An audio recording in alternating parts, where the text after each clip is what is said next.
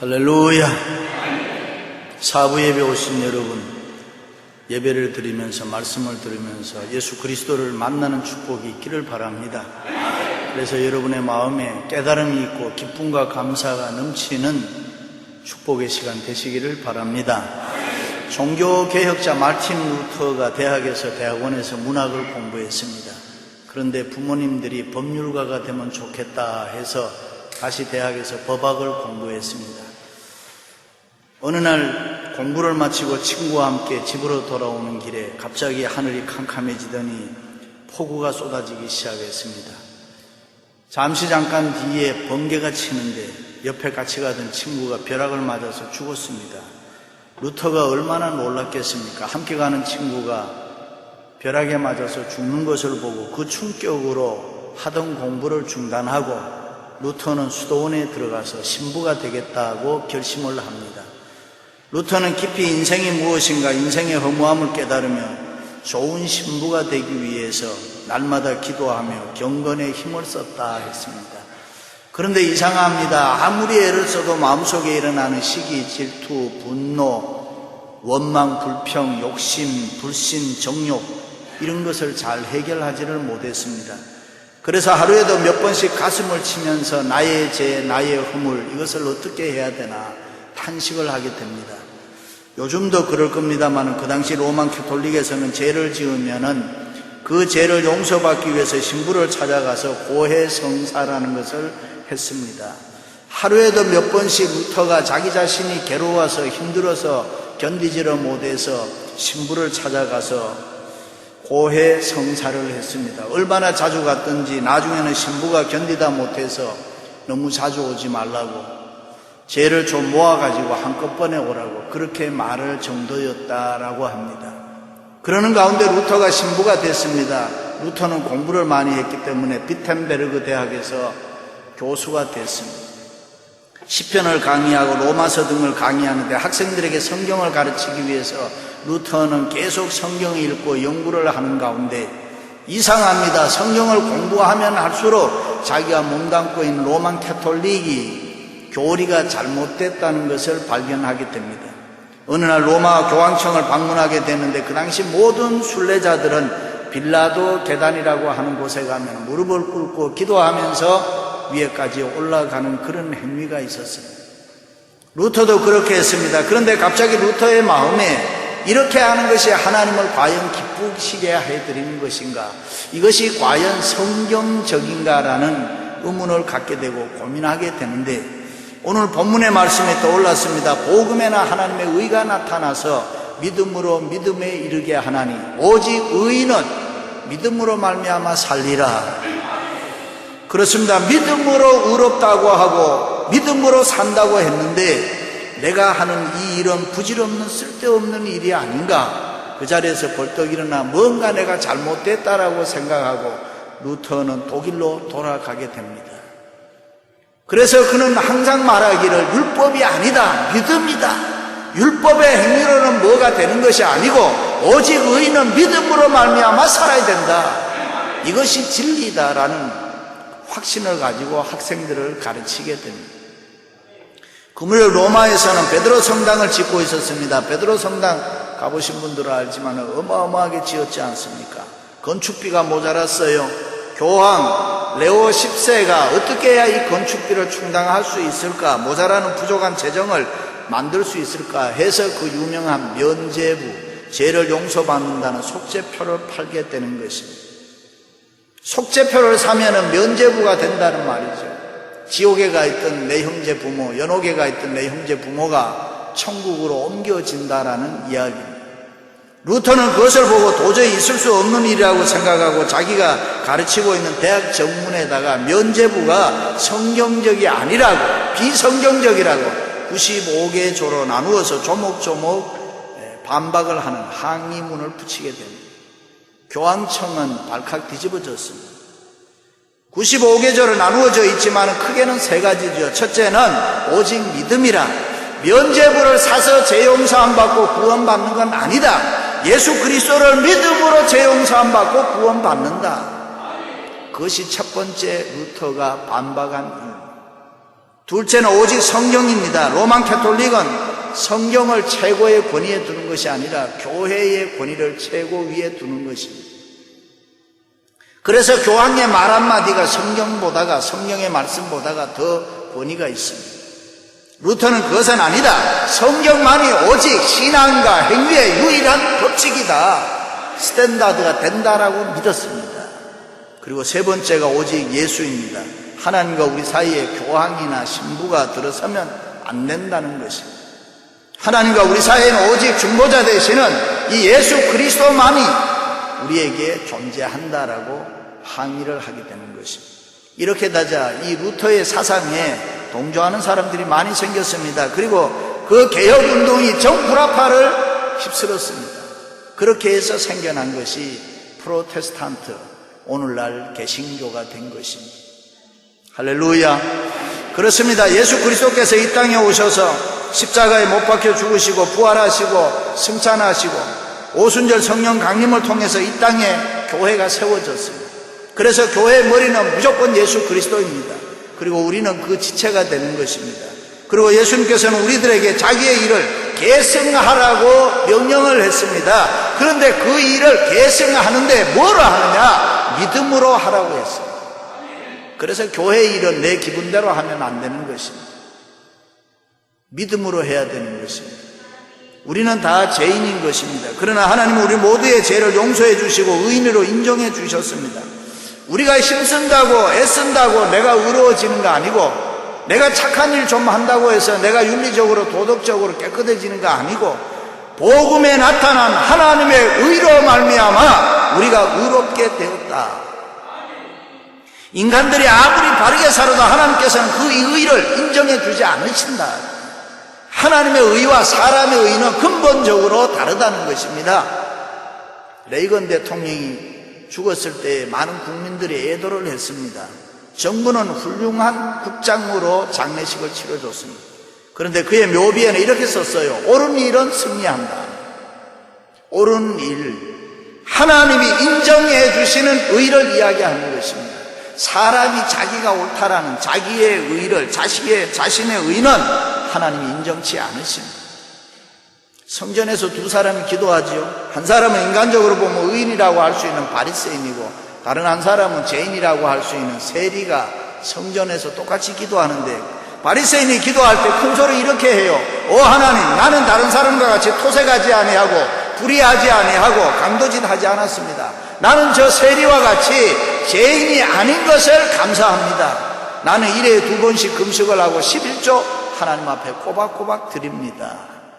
인간적으로 보면 얼마나 의로운 사람입니까? 율법을 철저하게 잘 지키고 있다 이거 아닙니까?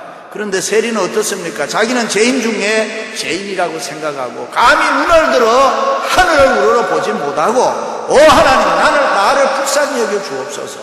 나는 죄인입니다. 그렇습니다. 하나님이 이 두 사람 중에 예수님께서는 자기가 죄인이라고 통곡한 세리를 자칭 의인이라고 생각한 바리새인보다 의롭다 그랬습니다. 왜요? 인간이 아무리 자기의 의를 내세운다고 해도 하나님께서는 그거 인정하지 않는다 그런 말이에요. 다시 말해 하나님의 의와 인간의 의는 본질적으로 다르다는 것입니다. 그렇습니다. 인간적인 의를 가지고는 하나님께 옳다고 맞다고 인정받는 사람이라고 할 사람이 아무도 없습니다. 율법으로 인정받는 사람 이 세상에 아무도 없다. 어느 날 예수님께서 세례 요한을 크게 칭찬해 주었습니다. 여자가 낳은 자 중에서 세례 요한보다 큰 자가 없다. 세례 요한을 대단히 높여 주었습니다. 여자가 낳은 자 중에 세례 요한이 제일 크다는 말은 이 세상에 태어난 모든 사람들보다가 세례 요한이 최고 으뜸이다 이런 말이에요.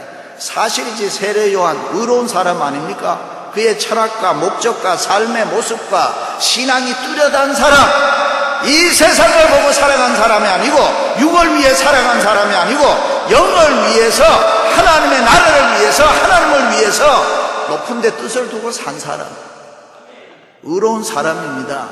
그런데 그 뒤에 가면은 예수님께서 칭찬을 하고 난 다음에 이런 말씀이에요. 그러나 저 천국에서는 지극히 작은 자라도 세례 요한보다 그보다 크니라 그랬습니다. 그렇습니다. 이 땅에서 보면 세례 요한이 참으로 의로운 사람이고, 그러나 하늘나라에서는 지극히 작은 자라고 하더라도 세례 요한보다 큰 자라예요. 무슨 말씀입니까? 하나님의 의와 인간적인 의는 본질적으로 다르다는 거예요. 하나님의 의는 따로 있다는 것입니다. 그렇다면 그 하나님의 의가 도대체 무엇이냐? 믿음입니다. 복음에는 하나님의 의가 나타나서 믿음으로 믿음에 이르게 하나니, 믿음으로 믿음에 이르게 하나니, 처음 시작도 믿음이고 마지막도 믿음이라. 율법으로 이룰 수 없는 의, 인정받을 수 없는 의가 우리가 예수 그리스도를 믿음으로 인정받게 됐다. 할렐루야.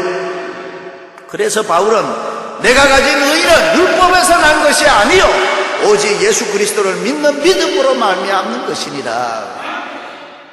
믿으시면 아멘. 인천 상륙작전 할 때 메가더 장군이 신앙의 사람이잖아요. 6.25 전쟁이 터졌을 때 국군이 공산군에 밀려서 낙동강까지 피신가게 되는 후퇴한 적이 있습니다. 그런데 이 메가더 장군은 어떤 환경 가운데서도 항상 믿음으로 승부했다. 그는 비관적인 말을 한 적이 없다. 항상 승리의 확신찬 이야기를 했는데, 특별히 인천 상륙작전 할 때는 더더욱 그렇다. 나는 군대 생활 지금까지 하면서 지금만큼 승리의 확신을 가진 적이 없다라고 이야기했습니다. 어떻게 그럴 수 있을까? 이기면서 그런 이야기를 하면은 쉬운데, 이 위기 가운데 나라가 지금 빼앗기고 전쟁에서 패할 수밖에 없는 그런 위기 가운데 있을 때 그런 말을 했다는 거, 메가더 장군이 어떻게 해서 그렇게 할 수 있었을까? 그에게는 믿음이 있었다. 믿음으로 한 이야기라. 그렇습니다. 나에게 비록 작은 믿음이라고 하셨더라도 믿음이 있을 때에 하나님이 그것 보고 기뻐하시고 의롭다고 인정해 주신다. 성경은 말씀합니다. 아브라함이 하나님을 믿음에 이것이 저에게 의로 여기신 바 되었느니라.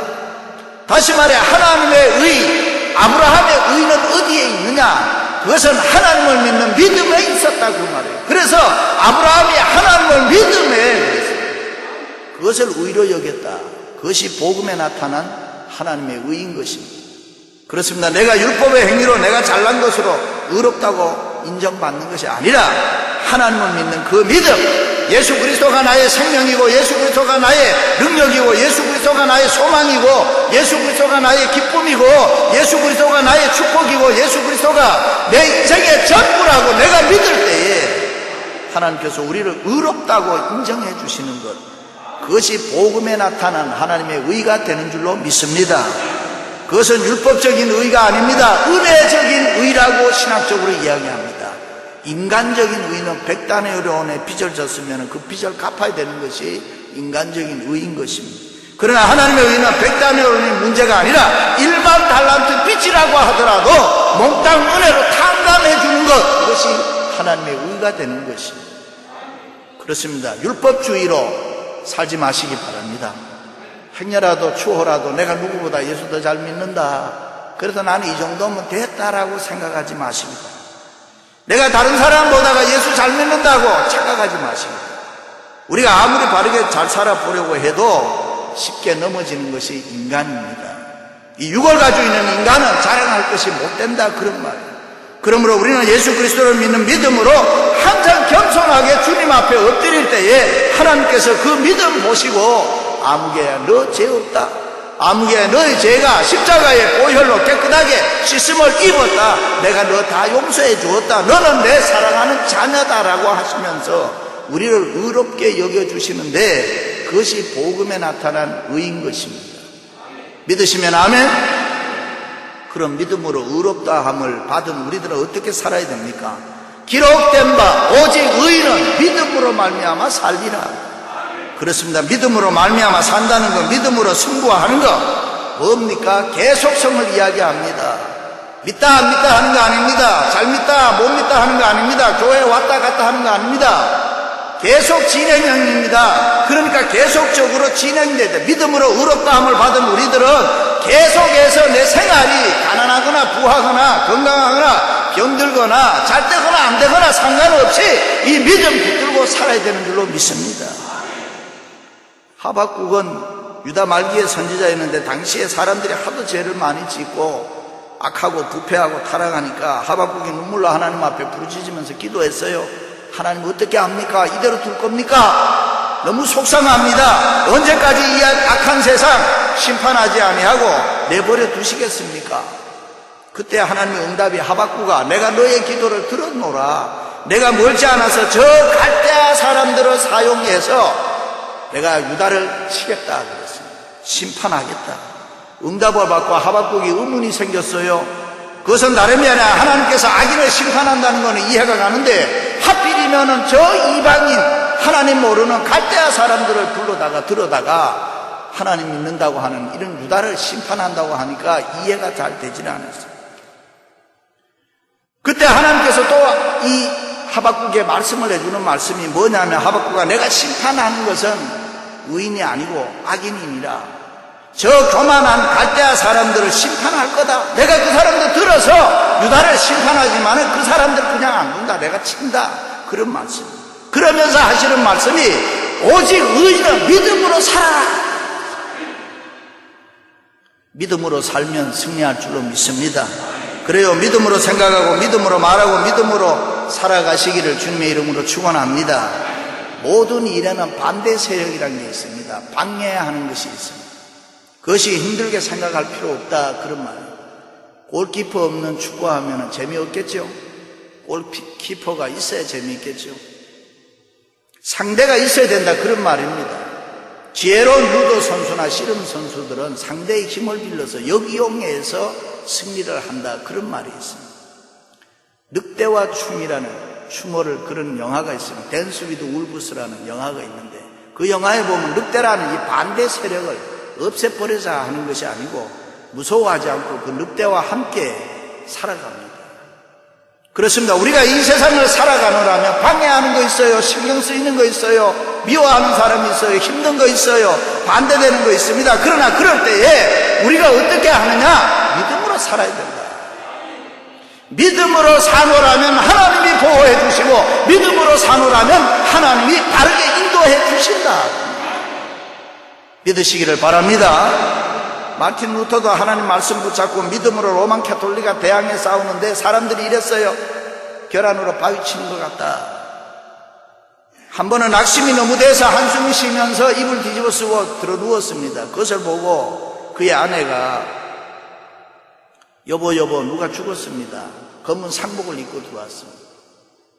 누가 죽었어? 예, 당신이 믿는 주님이 죽었습니다. 하나님이 죽었습니다. 그 소리 듣고 루터가 깜짝 놀라면서 아니 여보 그래도 그렇지 하나님이 어떻게 죽습니까? 그때 루터 아내가 이런 말 하죠.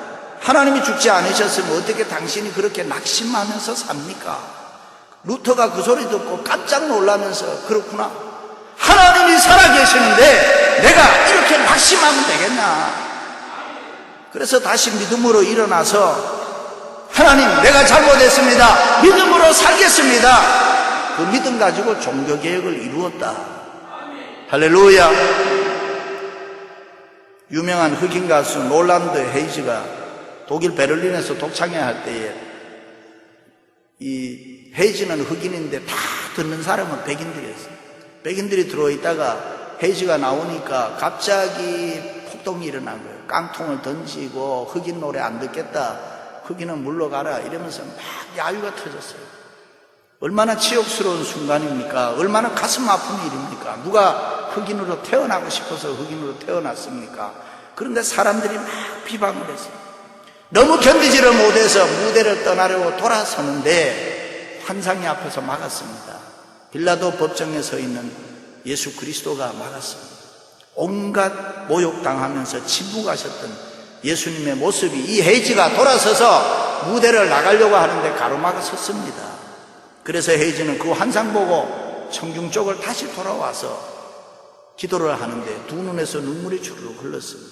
그것을 보고 청중들이 숙연해지고 거기서 다시 노래를 부르기 시작하는데 그 노래가 끝난 다음에 우레와 같은 많은 사람들이 감동을 받고 기립박수를 했다. 그렇습니다. 우리에게 필요한 것이 뭡니까? 지금 우리가 무엇을 가지고 살아야 됩니까? 이 세상 사는 방법이 뭡니까? 건강 가지면 됩니까? 돈 가지면 됩니까? 아니면 그 무엇을 우리가 가지고 있으면 됩니까? 그게 아닙니다. 정말 우리에게 필요한 것은 믿음인 것입니다. 믿음 붙들고 살아가야 됩니다. 믿음으로 승부해야 됩니다. 그래야 믿음의 역사가 일어나는 것입니다. 믿음으로 기도하고, 믿음으로 찬송하고, 믿음으로 성경 보고, 믿음으로 헌금하고, 믿음으로 봉사하고, 믿음으로 충성하고, 믿음으로 예배하고, 믿음으로 사랑하고, 믿음으로 섬길 때에 믿음의 역사가 나타날 줄로 믿습니다. 철로역전에 쓴 잠번연이 감옥에로 들어갔는데 간수장이 가만히 보니 감옥에 들어올 사람이 아닌데 억울하게 감옥 들어왔단 말이죠. 그러니까 밤에 문을 열어주면서 집에 가서 쉬다가 새벽에 들어오라 그랬습니다. 얼마나 고마운 일입니까? 잠번연이 나와서 집에를 걸어가는데 이게 아닌데 믿음으로 살아가는 내가 이렇게 살면 안 되는데 하고 다시 돌아와서 감옥에 들어갔습니다.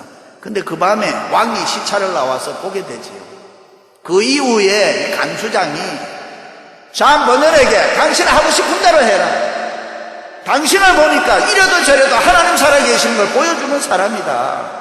믿음 있는 사람이다. 그러니까 당신 마음대로 다녀라. 그렇습니다. 하나님께서 나의 모든 문제 해결해 주실 거야. 내 가는 길, 우리의 앞날을 하나님이 해결해 주실 거야. 그 믿음 확신 가지고 살아가시기 바랍니다. 그래야 내 믿음대로 될지니라. 대전에 사는 어떤 권사님이 이런 간증이 있어요. 하나님이 복을 주셔서 5남매 자녀손들이 다 훌륭하게 잘 키우는데 학교에 가서, 서울에 가서 학교를 다녀요. 그러니까 이 권사님이 일주일에도 두서너 번씩 서울을 왔다 갔다 하셔야 된다. 그런데 한 번도 자녀들에게 가서 자고 온 적이 없고 꼬박꼬박 집에를 들어오니까 이 장로님 생각에 여자가 참 됐다. 그래도 자녀들에게 안 가고 꼬박꼬박 남편이 나한테 이렇게 돌아와서 잠을 자는구나. 그런데 어느 날 보니까 너무 밤이 늦었는데 새벽에 들어온단 말이죠. 그래서 장로님이 한마디 했어요. 여보, 서울에서 자고 오지, 자녀들에게 자고 오지, 내가 그렇게 좋은가? 그랬더니 이 권사님이 하는 말이, 여보, 장로가 돼서 내가 당신이 좋아서 이렇게 매번 들어오는 게 아니고 본교에서 내가 새벽기도 지키고 싶어서 이렇게 매일 들어왔다. 그런 간증을 하는 걸 들었어요. 여러분, 믿음이라는 거 쉽지 않습니다. 기분 좋고 좋은 일이 있을 때 잘 믿는 건 누가 못 믿겠어요? 힘들고 어려울 때 믿는 믿음이 소중하단 말이죠. 우리는 처음도 믿음이고 마지막도 믿음이고 믿음 붙잡고 살아야 승리할 줄로 믿습니다. 사랑하는 성도 여러분, 복음에는 하나님의 의가 나타나서 믿음으로 믿음에 이르게 하나니 오직 의인은 믿음으로 말미암아 살리라. 믿음으로 승부를 걸어서 하나님의 은혜와 축복을 경험하시기를 주님의 이름으로 축원합니다.